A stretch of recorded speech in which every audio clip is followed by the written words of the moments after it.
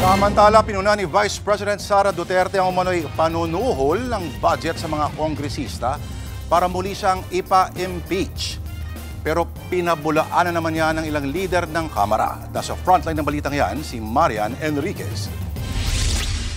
2 buwan na lang at expire na ang 1-year bar rule para sa naunang inihaing impeachment case laban kay Vice President Sara Duterte. Ang grupong bayan, target maghain ulit ng reklamo. Pero si VP Sara hindi na nagulat dyan. Aniya, ginagamit na naman ang impeachment bilang bargaining chip para maipasa ang 2026 national budget. Katulad daw ng mga naunang reklamo, may mambabatas umano na ginagamit ang impeachment para mangalap ng pondo at suporta sa pagpapatalsik sa kanya. Handa raw sumagot si VP Sara sa anumang aligasyon pero hindi siya mananahimik kung ginagawa raw budget-driven racket ang proseso. Bumwelta agad dyan ang ilang kongresista. Ayon kay House Deputy Minority Leader at ACT Teachers Party List Representative Antonio Tino, mali na gawing issue ang budget dahil may lehitimong basihan ang reklamo, gaya na lang ng Mary Grace Piatos at iba pang kontrobersyal na pangalan.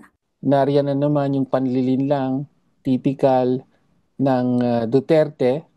No, sabi niya, handa naman siyang palaging sagutin ang anumang tanong. Pero pagka may actual na venue at pagkakataon na, iiwas siya, di ba? O hindi sasagot.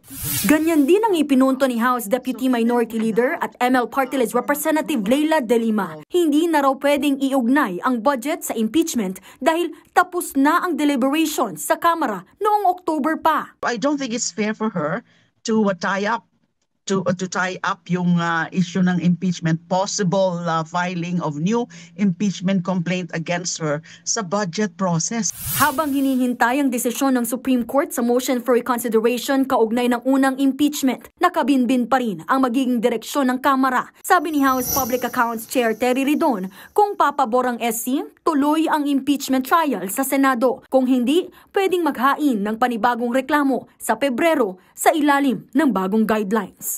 Nagbabalita mula sa Frontline, Marian Enriquez, News 5. Mga kapatid, Julius Babaw po. Para sa komprehensibo at makabuluhang balitaan at talakayan, mag-follow at mag-subscribe na sa social media pages ng News 5.